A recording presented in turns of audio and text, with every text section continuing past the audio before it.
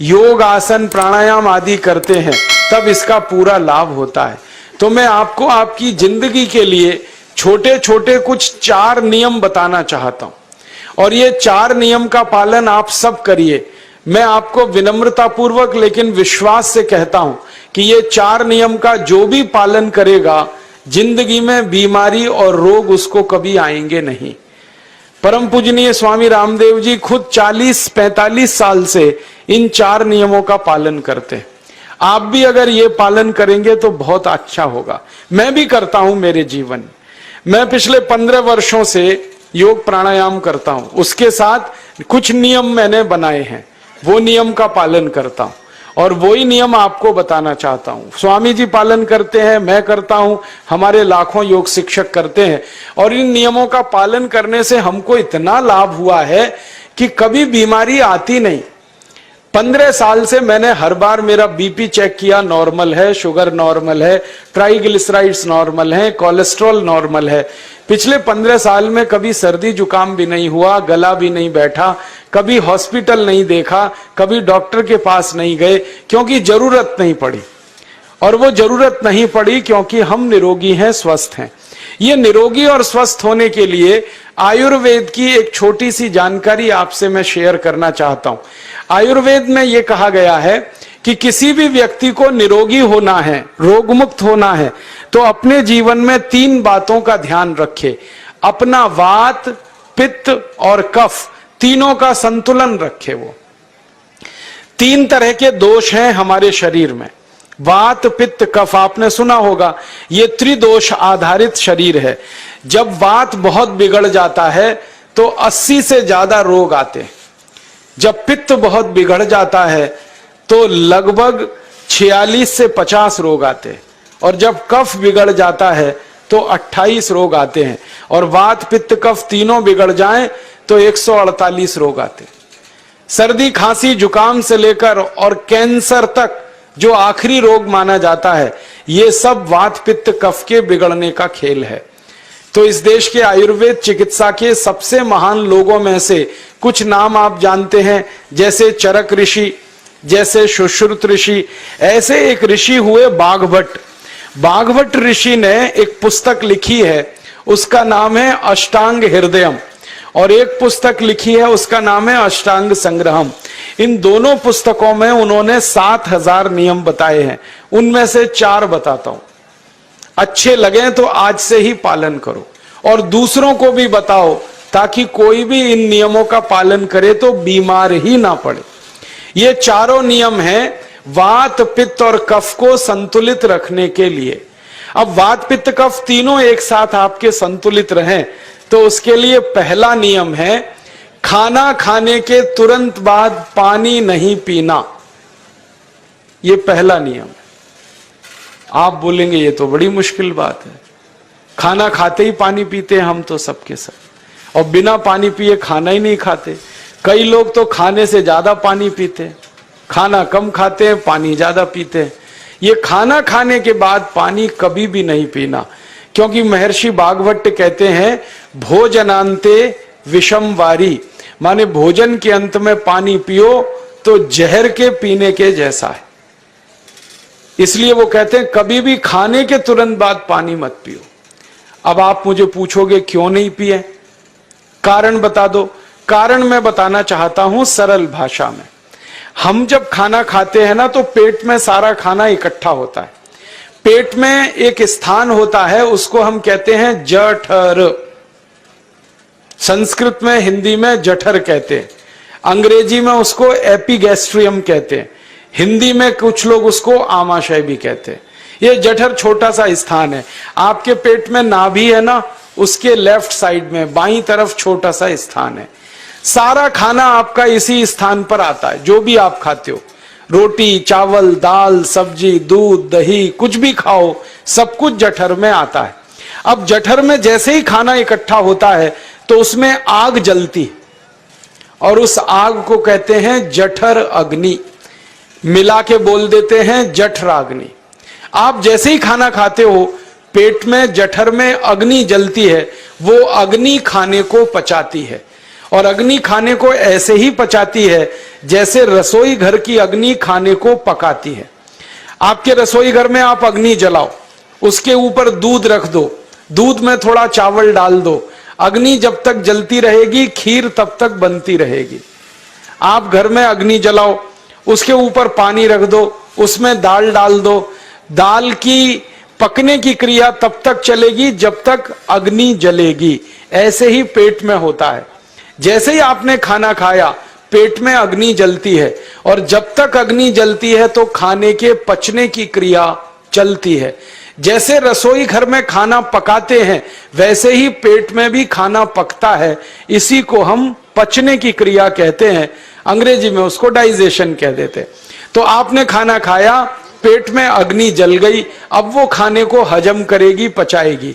अब मुझे एक प्रश्न का उत्तर दो आप, कि जैसे ही आपने खाना खाया पेट में अग्नि जल गई और वो खाने को पचा रही है, तुरंत आपने गट गट गट गट पानी पी लिया, और खूब ठंडा पानी पी लिया, बर्फ मिलाया हुआ पानी पी लिया, फ्रिज का पानी पी लिया। क्या होने वाला है? अग्नि जलेगी कि बुझेगी?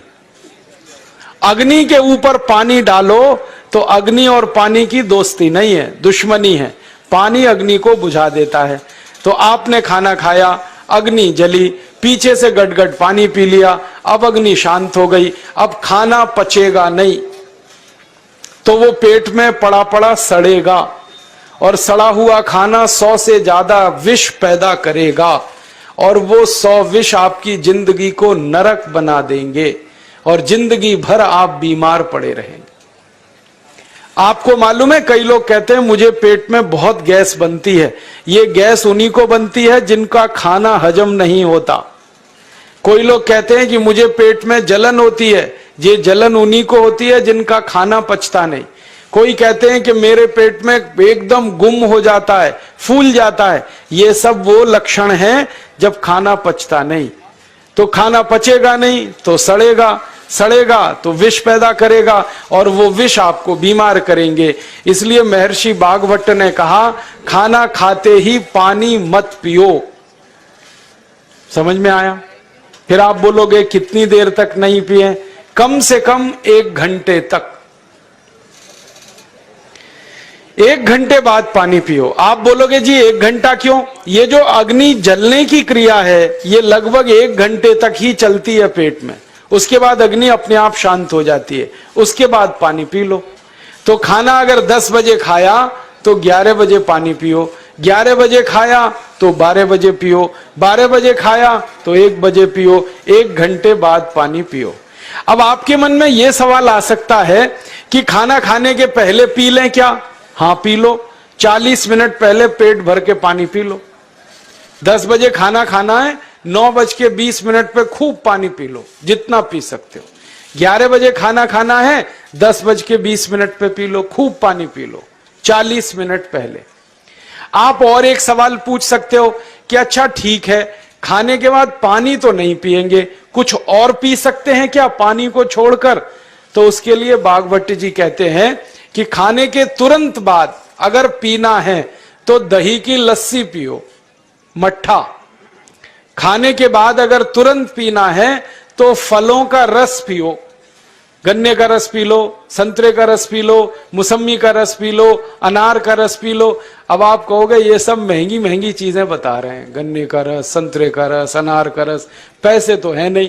तो सबसे सस्ता रस है नींबू का ही रस पी लो, शिकंजी बना के पी लो, वो तो सबसे सस्ता है। तो खाना खाने के बाद या तो दही की लस्सी पियो या रस पियो। और एक तीसरी चीज है, दूध पी सकते। तो खाने के तुरंत बाद पीना है तो दही की लस्सी या मट्ठा, खाने के तुरंत बाद पीना है तो कोई फल का रस, खाने के तुरंत बाद पीना है तो दूध। पानी 1 घंटे बाद पियो। और अगर एक बात ध्यान रखो तो अच्छा है कि सवेरे खाना खाते हैं जिसको हम ब्रेकफास्ट कहते हैं, नाश्ता, तो फलों का रस पीना अच्छा, दोपहर को खाना खाएं तो लस्सी और मट्ठा पीना अच्छा, और रात का खाना खाएं तो दूध पीना अच्छा। जो लोग इस नियम का पालन कर सकते हैं जिंदगी में कभी भी 80 रोग उनको नहीं हो सकते। वात पित्त कफ तीनों ही इस एक छोटे से नियम से संतुलित रहते हैं। तो ये पहला नियम मैंने आपसे कहा। दूसरा नियम एक और है, और वो नियम ये है कि पानी कभी भी पियो, घूट घूट भर के पियो।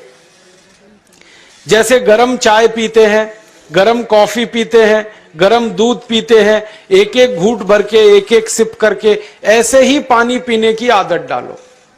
ये मुंह में एक बार गिलास लगा लिया, गटागट उसको खाली कर दिया, ये तरीका गड़बड़ है। एक घूट पानी, दो घूट पानी एक बार में उतना ही पियो। आप बोलोगे ये क्या चक्कर है? बात ऐसी है कि एक एक घूट पानी जब हम पीते हैं तो मुंह की लार पानी के साथ मिलकर पेट में अंदर जाती है, और ये जो मुंह की लार होती है ये क्षारीय होती है, और पेट में हमेशा अम्ल बनता रहता है। तो एक घूट पानी पिया, मुंह की लार इसके साथ अंदर गई, दो घूट पिया और ज्यादा गई, बार बार लार अंदर जाएगी तो क्षार पदार्थ पेट के अम्ल के साथ मिलेगा। पेट में अम्ल बनता है, मुंह में लार क्षारीय होती है। तो ये क्षार को अम्ल में मिला दिया जाए और ये अच्छे तरीके से मिलकर पेट में जाए तो कभी भी कोई व्यक्ति के पेट को अम्लता नहीं होती, एसिडिटी नहीं होती।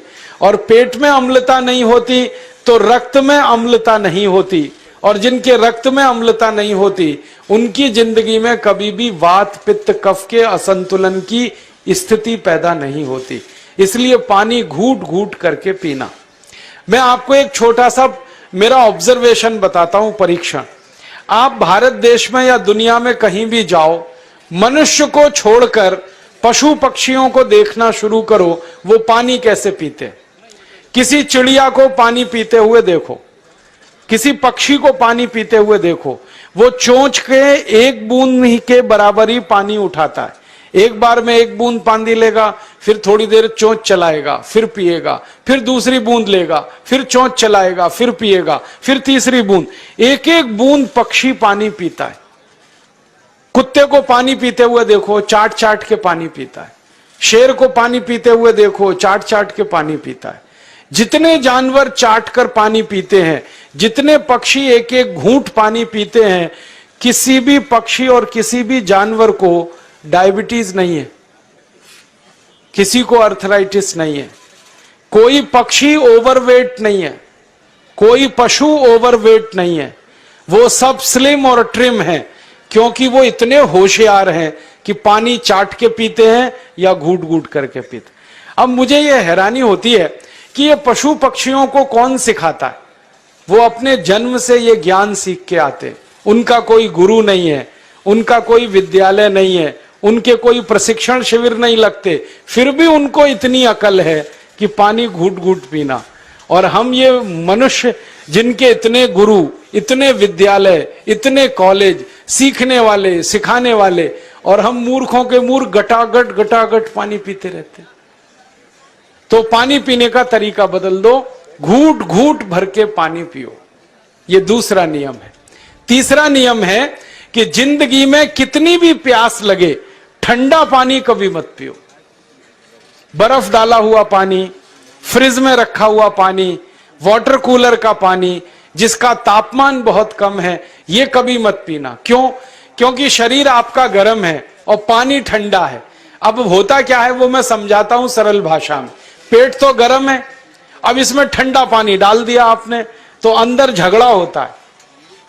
और झगड़ा क्या होता है? या तो पानी पेट को ठंडा करेगा या पेट पानी को गर्म करेगा। अगर पानी ने पेट को ठंडा कर दिया तो पेट के ठंडा होते ही हृदय ठंडा होता है, हृदय के ठंडा होते ही मस्तिष्क ठंडा होता है, मस्तिष्क के ठंडा होते ही आदमी ठंडा होता है, और आदमी ठंडा होते ही राम नाम सत्य होती है। आपको मालूम है जब शरीर ठंडा पड़ जाता है तो घर में भी नहीं रखते, निकाल के बाहर सड़क पे रख देते। जो घर आपने बनाया अपनी मेहनत से, शरीर के ठंडा पड़ते ही निकाल बाहर करते हैं उस घर में से, और फिर चिल्लाने लगते हैं लेके जाओ, जल्दी लेके जाओ, इसको जला के आओ। माने ठंडे शरीर की इज्जत नहीं है। तो ठंडा पानी क्यों पी रहे हो भाई? बंद कर दो। कोई जानवर ठंडा पानी नहीं पीता, कोई पक्षी नहीं पीता। तो आप ये ठंडा पानी पीना बंद करो, सादा पानी पीना शुरू करो। और गर्मी के दिनों में बहुत अगर आपको तकलीफ है तो मिट्टी के घड़े का पानी पी लेना, फ्रिज का और बर्फ का नहीं पीना। ये तीसरा नियम है। और चौथा और आखिरी नियम है कि आप सवेरे ही सवेरे जब सोकर उठते हो तो सबसे पहले पानी पियो। जैसे ही आपकी आंख खुल गई तो पहले 2-3 गिलास पानी पी लो, उसके बाद आप टॉयलेट में जाओ। उठते ही पानी पियोगे तो 2 फायदे हैं। पहला फायदा यह है कि पानी पेट में जाकर बड़ी आंत को साफ करता है, और जैसे ही बड़ी आंत की सफाई होगी पेट पे दबाव पड़ेगा और आप संडास घर में जाएंगे, 2-3 मिनट में पेट आपका साफ हो जाएगा। जिनका पेट सुबह एक बार में साफ हो जाता है उनकी जिंदगी में कभी रोग नहीं आता। इसलिए सुबह सुबह उठते ही पेट साफ होना जरूरी है। और उठते ही पानी पियोगे तो मुंह की जो लार है वो पानी के साथ मिलकर अंदर जाएगी। सुबह पेट में एसिड की मात्रा ज्यादा होती है, इसलिए लार का पेट में जाना बहुत जरूरी है। इसलिए सुबह उठते ही पानी पीना बहुत जरूरी है। ये 4 नियम हैं आयुर्वेद के। पहला नियम, खाना खाने के 1 घंटे बाद पानी पीना। दूसरा नियम, पानी को हमेशा घूट घूट भर के पीना। तीसरा नियम, कभी भी जिंदगी में ठंडा पानी नहीं पीना। और चौथा और आखिरी नियम, सवेरे उठते ही सबसे पहले पानी पीना। 4 नियमों का पालन जो भी अपने जीवन में कर सकता है वो वात पित्त कफ तीनों को संतुलित रख सकता है। और जिसका वात पित्त कफ संतुलित है उसके जीवन में बीमारी नहीं आती है। और जो बीमार नहीं पड़ते हैं वो स्वस्थ और तंदुरुस्त और सुखी रहते हैं। उनकी जिंदगी का खर्चा कम होता है और देश का भी बहुत सारा पैसा बचता है। आपको शायद मालूम है या नहीं, 1 साल में हम जब बीमार पड़ जाते हैं भारतवासी तो साल का करीब 6 लाख करोड़ रुपया हमारा खर्च हो जाता है उन बीमारियों का इलाज करने में। इसलिए इतना पैसा फालतू में हम खर्च करें हर साल 6 लाख करोड़, ये बहुत बड़ी रकम है। इससे बेहतर यह है कि हम बीमार ही नहीं पड़ें और स्वस्थ रहें, सुखी रहें। और ये 6 लाख करोड़ का जो खर्चा हम करते हैं बीमार पड़ने पर, अक्सर ये एलोपैथी की दवाएं खाने में खर्च होता है।